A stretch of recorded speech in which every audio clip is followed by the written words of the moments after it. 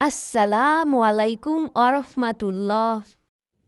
আজ আপনাদেরকে জানাবো দুয়া কবুল হওয়ার ২৯টি স্থান, ক্ষেত্র, সময়। ১.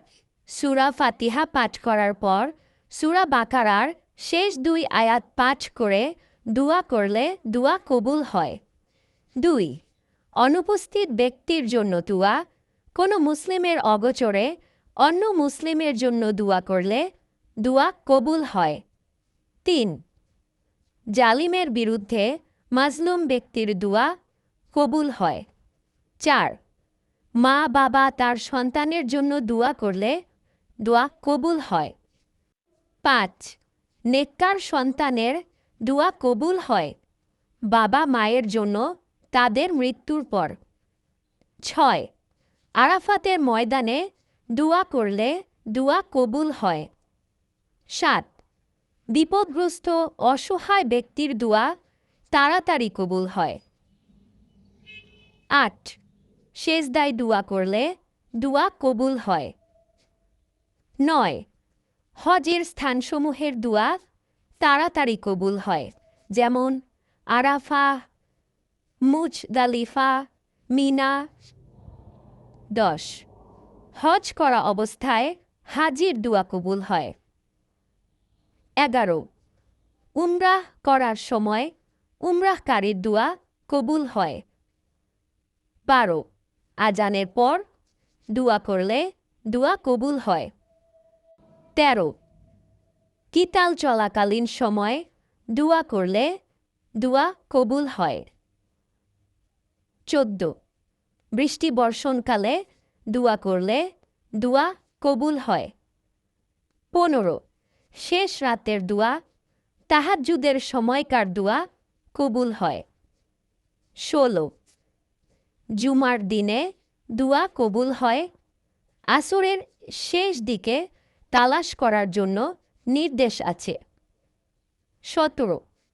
লাইলাতুল কদরের রাত্রির দুয়া কবুল হয়। ১৮. আজান ও ইকামতের মধ্যবর্তী সময়কার দুয়া কবুল হয়। ১৯. ফরজ সালাতের শেষ অংশে দুয়া করলে দুয়া কবুল হয় সালাম ফিরানোর আগে। ২০. মুসাফিরের দুয়া কবুল হয় সফর করা অবস্থায়। ২১. রোজাদার ব্যক্তির দুয়া কবুল হয় রোজা রাখা অবস্থায়। ২২. ন্যায়পরায়ণ শাসকের দুয়া কবুল হয়। ২৩. দুয়া ইউনুস পাঠ করে দুয়া করলে দুয়া কবুল হয়। দুয়া ইউনুস, লা ইলাহা ইল্লা আনতা সুবহানাকা ইন্নী কুনতু মিনাজ জালিমিন। ২৪. ইসমে আজম পড়ে দুয়া করলে দুয়া কবুল হয়। ইসমে আজম: আল্লাহুম্মা ইন্নী আসআলুকা বি আন্না লাকাল হামদু লা ইলাহা ইল্লা আনতা ওয়াহদাকা লা শারিকা লাকাল মান্নান ইয়া বাদিয়াস সামাওয়াতি ওয়াল আরদি ইয়া যাল জালালি ওয়াল ইকরাম ইয়া হাইয়্যু ইয়া কাইয়্যুম। হাদিস শরীফে মোট ৩টি ইসমে আজম রয়েছে, যে কোনো একটি পড়লেই হবে, তবে এটি বেশি প্রচলিত। ২৫. বিপদে পতিত হলে যে দুয়া পড়া হয়, ইন্না লিল্লাহি ওয়া ইন্না ইলাইহি রাজিউন, তখন দুয়া কবুল হয়। ২৬. জমজমের পানি পান করার পর দুয়া করলে কবুল হয়। ২৭. নির্যাতিত ব্যক্তি দুয়া করলে দুয়া কবুল হয়। ২৮.